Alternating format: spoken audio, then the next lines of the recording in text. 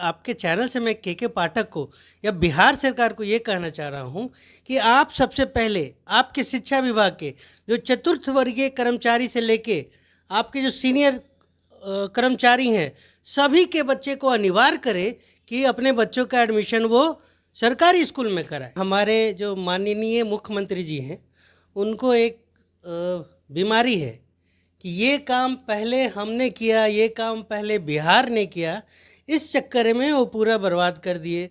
के पाठक हम बताएं, वो ज़मीनी स्तर पे कभी नहीं रहे, ऊपर ऊपर ही काम किया उन्होंने।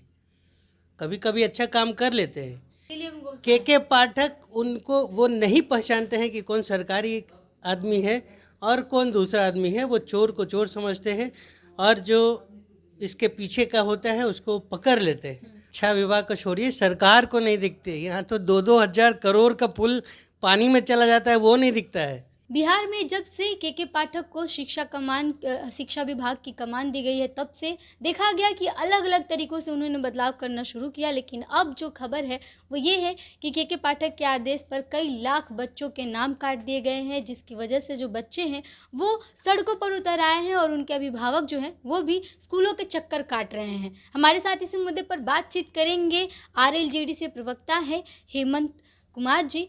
सर, जिस तरीके से के पाठक लगातार बदलाव कर रहे हैं नियमों में, शिक्षा विभाग में जब से आए हैं तब से ही, अब बच्चों का नाम काट देना और बच्चे सड़क पर जा रहे हैं, पढ़ने जाएंगे या फिर सड़क पर जाकर धरना देंगे? नहीं, मैं तो पहले से कहते आया हूँ कि के पाठक जी बहुत अच्छे आदमी हैं, बहुत ईमानदार आदमी हैं, लेकिन प्रैक्टिकल अप्रोच नहीं है उनका। तो किताब ही की रहे हैं, किताब में पढ़ते रहें। आप बच्चों का अटेंडेंस कंपलसरी है, बहुत अच्छी बात है, मैं भी मानता हूँ ऐसा होना चाहिए।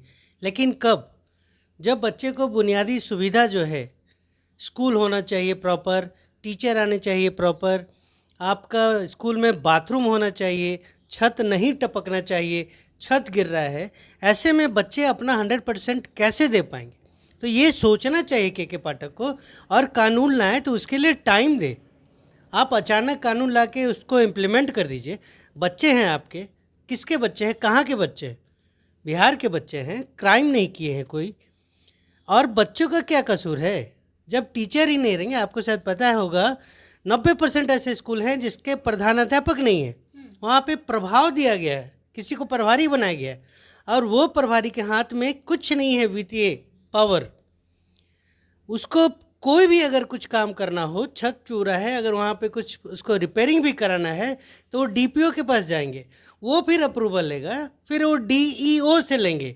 तो आप सिस्टम को बनाइए, बाद में आप कहिए कि हाँ आप 70% लो, हम भी खुश रहेंगे, हमारे बच्चे जा रहे, तभी कीजिए, आप इम्प्लीमेंट कीजिए। और अभी तो मेरा मानना है कि आप जो भी आदेश दिए हैं, जिस तरह आपने पिछले आदेश को, जैसे कि पूजा का छुट्टी वगैरह आपने निरस्त किया, बाद में उसको लागू किया, आप पूजा के टाइम में टीचर्स को ट्रेनिंग देने वाले थे, तो ये सब भी मेरा ये मानना है। और आपसे हम लोग का रिक्वेस्ट भी रहेगा कि बच्चे हैं, उनका भविष्य के साथ खिलवाड़ ना करें। आपको अगर सुधारना है तो नियम कानून रखें, लेकिन उससे पहले टाइम दें उनको। और ये पहला अगर गलती मान के उन सबको छोड़ के फिर से उनको बहाल किया जाए तुरंत। एक वीडियो वायरल हो रहा है जिसमें देखा जा रहा है कि कई सारी छात्राएं जो हैं वो सड़क पर जा रही हैं और कह रही हैं कि हम आखिर स्कूल क्या करने आए। बात सही है, अभी वही तो बात है ना। स्कूल में जगह नहीं है, 2-2 पालियों में चल रहा है, 2-2 स्कूल एक ही बिल्डिंग में चल रहा है। आप उसको जब तक नहीं करेंगे, बच्चे कहाँ जाएंगे? टीचर नहीं है। मैं तो और आपके चैनल से मैं के पाठक को या बिहार सरकार को ये कहना चाह रहा हूँ कि आप सबसे पहले आपके शिक्षा विभाग के जो चतुर्थ वर्गीय कर्मचारी से लेके आपके जो सीनियर कर्मचारी हैं, सभी के बच्चे को अनिवार्य करें कि अपने बच्चों का एडमिशन वो सरकारी स्कूल में कराए। जिस दिन से ये हो जाएगा, अपने आप शिक्षा व्यवस्था सब सुधर जाएगा। तो आप वहाँ चेंज कीजिए ना। आप उसके अलावा और एक काम करिए, जो अभी टीचर को आपने लिया बहाली, जैसे भी लिया, गलत सलत जो भी करके लिया, उनसे बॉन्ड भरवाइए कि उनके बच्चे पढ़ेंगे तो सरकारी स्कूल में पढ़ेंगे। तो आप वैसा काम करिए, प्रैक्टिकल अप्रोच रखिए, जिससे शिक्षा में सुधार हो और परेशानी भी ना हो किसी को। कई सारे बदलाव तो कर दिए गए पाठक, लेकिन वहीं बीपीएससी की अगर बात की जाए, बीपीएससी शिक्षक भर्ती में, तो रोज़ वहाँ पर बीपीएससी कार्यालय के बाहर अगर जाके देखा जाए तो शिक्षक अभ्यर्थियों का तांता लग रहा है और उन पर लाठी चार्ज हो रहा है पुलिस के द्वारा। अपनी शिकायत लेकर पहुँच रहे हैं वो लोग। देखिए, हम हमारे जो माननीय मुख्यमंत्री जी हैं, उनको एक बीमारी है कि ये काम पहले हमने किया, ये काम पहले बिहार ने किया, इस चक्कर में वो पूरा बर्बाद कर दिए।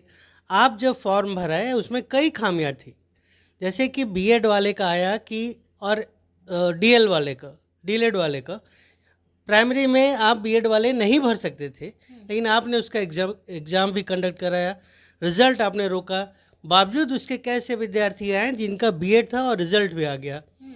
आप जो कट ऑफ मार्क बाद में निकाला आपने, वेटिंग नहीं दिया, मतलब कि आप जो लिस्ट निकाल रहे हैं तो उसमें वेटिंग दीजिए, अगर बच्चे नहीं आ पाए पीछे से आप उसको भरते जाइए। उसके बाद एसटीईटी वाले बच्चे का भी बहुत का था कि वो एलिजिबल नहीं है, लेकिन रिज़ल्ट आ गया, पास नहीं किया, उसका रिज़ल्ट आ गया। आपने क्या किया कि अभी जैसे एक एग्जांपल बताते हैं, पटना के एक कॉलेजिएट स्कूल का 27 टीचर वहाँ पे हैं, 21 टीचर इसमें क्वालिफाई कर गए। अब उसमें 2 टीचर को आपने पटना में दिया और बाकी को आउटसाइड ऑफ पटना दे दिए। अब ये बताइए, 2014 से वो काम कर रहे हैं यहाँ स्कूल में, बच्चे के साथ है, अपना परिवार के साथ है, अब वो कहाँ जाएंगे? और फिर जो वो 21 खाली होगा सीट, आप फिर दूसरे टीचर को तो लाइएगा ना। आप अभी तो क्यों नहीं वैकेंसीज भी आ रही है ना, कहा जा रहा है कि बीएड वालों के लिए अब अलग से फिर वैकेंसीज नहीं कीजिए, लेकिन क्यों नहीं वहीं पे उनको किया जाए, राजकर्मी का दर्जा देके उनको टीचर मान के बीपीएससी के वहीं पे उनको सर्विस देने को कहा जाए। मन से अगर वो शांत रहेंगे, परिवार के साथ रहेंगे, सब अच्छा होगा, और इसमें गलत भी नहीं है कुछ। तो केके पाठक ये क्यों नहीं देखते हैं, इसके बारे में आवाज़ क्यों नहीं, अगर इतना आवाज़ उठाते हैं तो शिक्षक अभ्यर्थियों के लिए क्यों नहीं? केके पाठक हम बताएं, वो जमीनी स्तर पे कभी नहीं रहे, ऊपर ऊपर ही काम किया उन्होंने। कभी कभी अच्छा काम कर लेते हैं, लेकिन उस चक्कर में कईयों का नुकसान कर देते हैं। बालू वाला काम जब उसको उनको रखा गया था, आज तक 18 साल में माननीय नीतीश कुमार जी ने एक सीधा सा छोटा सा काम बालू नहीं उठवा सके सुचारू रूप से। हमेशा मर्डर होता है, उनका अधिकारी को मारा जा रहा है, पीटा जा रहा है। उस काम में केके पाठक को लाया गया था, लेकिन केके पाठक वहाँ इन्हीं के लोगों को कह लीजिए, अगर वो पकड़ लिए अवैध खनन करते हुए तो उनको वहाँ से हटाया जाता है, दारू में लाया जाता है। केके पाठक नहीं ऐसा शख्स है जो एक नंबर दिए कंप्लेन का, हर एक जगह दीवार में लिखा गया। अच्छा काम किए, लेकिन इन्हीं के लोगों को पकड़ लेते हैं क्योंकि सरकार के ही आदमी है उसमें, उनको वहाँ से हटाया जाता है। अभी केके पाठक जो कर रहे हैं काम अच्छा है, लेकिन अप्रोच गलत है। उसी को सही ढंग से करे, नीचे से लेकर ऊपर जाए, बहुत अच्छा रिजल्ट आएगा। मतलब केके पाठक जब कार्रवाई करने लगते हैं तो सरकार के लोग ही इसमें संलिप्त हो जाते हैं। हो जाते नहीं है, सरकार ही संलिप्त है। इसीलिए उनको केके पाठक उनको वो नहीं पहचानते हैं कि कौन सरकारी आदमी है और कौन दूसरा आदमी है। वो चोर को चोर समझते हैं और जो इसके पीछे का होता है उसको पकड़ लेते हैं। बाद में पता चलता है ये तो सरकार का आदमी है। बड़ा कार्रवाई कर रहे हैं केके पाठक, कहा जाए तो जब से आए हैं तब से ही। लेकिन कल एक वीडियो वायरल हुआ जिसमें देखा गया कि एक स्कूल में एक मंत्री हैं, आरजेडी के नीतीश कुमार के मंत्री हैं, वो उसमें जाकर के प्रोग्राम करते हैं स्कूल में। राजनीतिक प्रोग्राम अगर होता है तो क्या वो चीज़ें नहीं दिखती है शिक्षा विभाग को? शिक्षा विभाग को छोड़िए, सरकार को नहीं दिखते। यहाँ तो 2-2 हज़ार करोड़ का पुल पानी में चला जाता है, वो नहीं दिखता है। तो ये सब चीज़ तो बिहार सरकार के साथ वही है, खुद का पीठ थपथपाना, खुद के पैसे से माला पहन लेना, ना जनता से लेन देना है कुछ और ना ही जनता के मूलभूत समस्याओं से। सरकार चाहे तो बहुत कुछ है उनके हाथ में। अभी डेंगू का महामारी फैला हुआ है, लेकिन लालू जी अलग राह पकड़े हुए हैं, नीतीश कुमार अलग राह पकड़े हुए हैं। जनता से किसी को कोई लेना देना नहीं है। अच्छा, देखा जाए तो लालू यादव भी आजकल बहुत ज़्यादा एक्टिव दिख रहे हैं। उनका भी एक बयान वायरल हो रहा है जिसमें वो कहते हैं कि वो जेल से बात किया करते थे। जंगल राज इसीलिए नाम दिया गया था। जेल क्या था आपको भी पता है।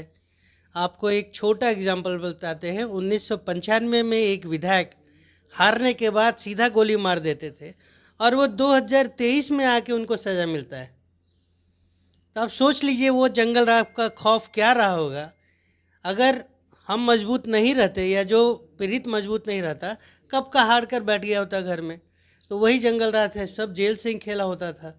और ये तो अभी तो जग तेजस्वी जाहिर है। यादव कह रहे हैं कि हमारी जो है सरकार कार्रवाई की सरकार है, सुनवाई की, दवाई की, कार्रवाई की। नहीं, अच्छी बात है। हम तो सरकार से एक ही चीज़ मांग कर रहे हैं कि जो 2000 करोड़ का पुल गिरा है उसका बता दें कि उस पर क्या कार्रवाई हुआ है। और बहुत से ऐसे उदाहरण, मर्डर का तो अब कुछ दिन पहले आया था 129 मर्डर, 86 महिलाओं के ऊपर जो भी छिनतई उनतई का कांड हुआ, रेप का कांड हुआ, कहाँ है सुनवाई। महीना पहले नीलेश मुखिया जैसे बहुत से ऐसे पटना में चर्चित आदमी मारे जाते हैं, कहाँ कार्रवाई है। आप बता दीजिए ना। जदयू के प्रवक्ता आते हैं कि हमारी सरकार किसी से कंप्रोमाइज़ नहीं करता है, दिखता कहाँ है वो। कितने आपने पकड़ा है, आपका दारू बंद है, कहाँ से निकल रहा है। पूरा सील है बॉर्डर, कहाँ से दारू निकल रहा है। और इतना दारू निकल रहा है जितना तो वो चालू में नहीं पकड़ाता था। तो आप बताइए कहाँ है दवाई या कार्रवाई। चलिए, बहुत बहुत धन्यवाद हमारे साथ बातचीत करने के लिए।